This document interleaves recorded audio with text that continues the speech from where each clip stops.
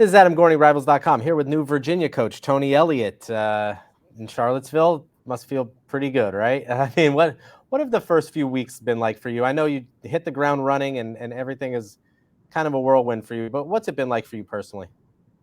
The first 2 weeks were actually really good. I got a chance to spend some time with Coach Mendenhall and observe his staff and watch them prepare for the bowl game. Unfortunately, the bowl game was canceled, but it was really good for me to be able to get a good understanding of how the program was set up because the transition was different than most transitions, and just really grateful for that time with Coach Mendenhall. And then we went into recruiting, and it was it was wide open. A lot of spots to fill. And again, now you're navigating in that second signing window where there's not as many guys available, and then everybody's fighting for the same guys. So it was ripping and running all over the country. But really proud of the staff of how they came together.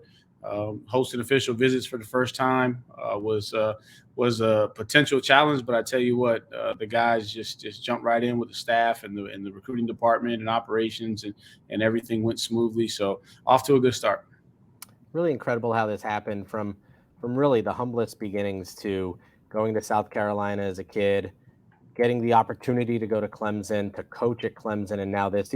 Do you look at how this all turned out and you're like, and now sitting in the head man's job at one of the best universities in the world, about just the incredible story about how this turned out? Yeah, I can't take the credit for it. Obviously, it's my story, but it's been orchestrated by the man above, and I'm just grateful that he extended enough grace and mercy along the way for me to not mess up his plan. And now it's cool to realize that I'm living the dream that he gave me when I was a child, just to make my mom proud, help my sister become the best she can be. Now she's getting ready to be a PhD. She'll be Dr. Allen. So many blessings. But as a matter of fact, I was having this conversation with a close friend, and it's pretty cool now to realize that your story is not for you; it's for other people. You go through trials and tribulations to have a testimony, to be able to testify to people, to help them in their journey. So really grateful for all of the experiences, good and bad, along the way, and I believe that that has prepared me for the challenges ahead. But I also have a great opportunity to impact a lot of young men's lives. When you got out of college, you were an engineer for Michelin, which is, I'm sure, a thrilling job. When did it click that, I want to be a football coach. I don't want to do this anymore?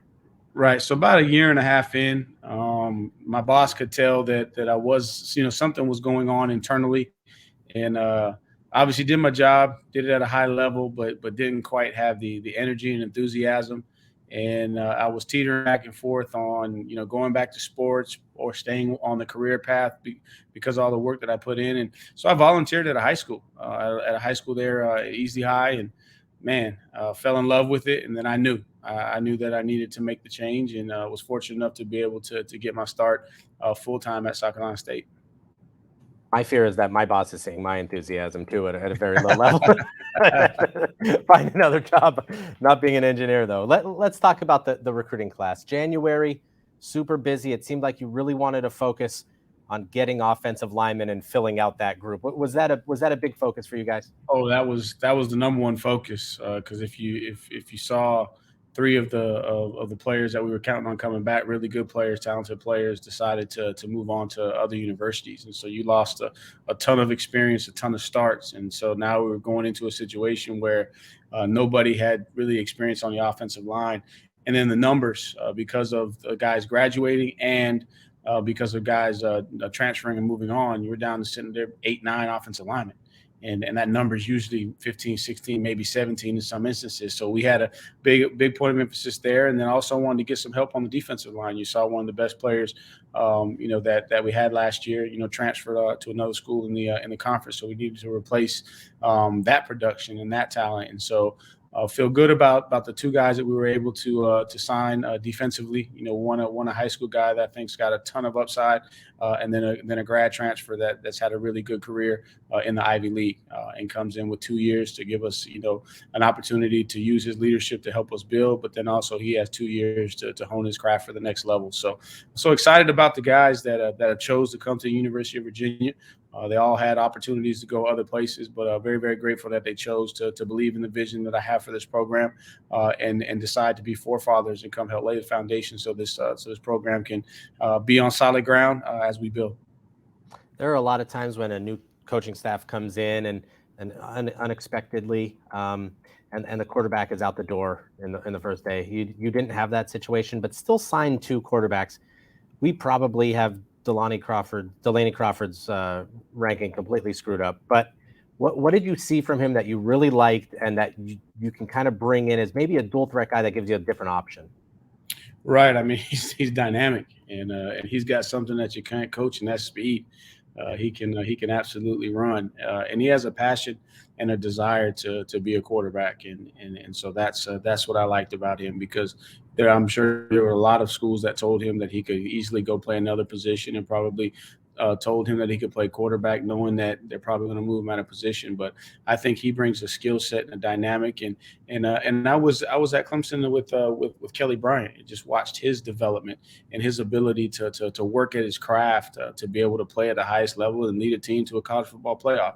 So a lot of similarities between the two, personality wise, commitment wise, and just a passion to become, knowing that there's some things that they got to work on in their game. Delaney knows that, but he's ready to attack it, and that's what I like about him. I remember 100 years ago when I covered Penn State football. Penn State played at Virginia, walked around that campus and was just completely blown away. I mean, it is. I've been to some nice campuses. That is very nice. I mean, what a selling point is it that you have that to show to kids when they get there?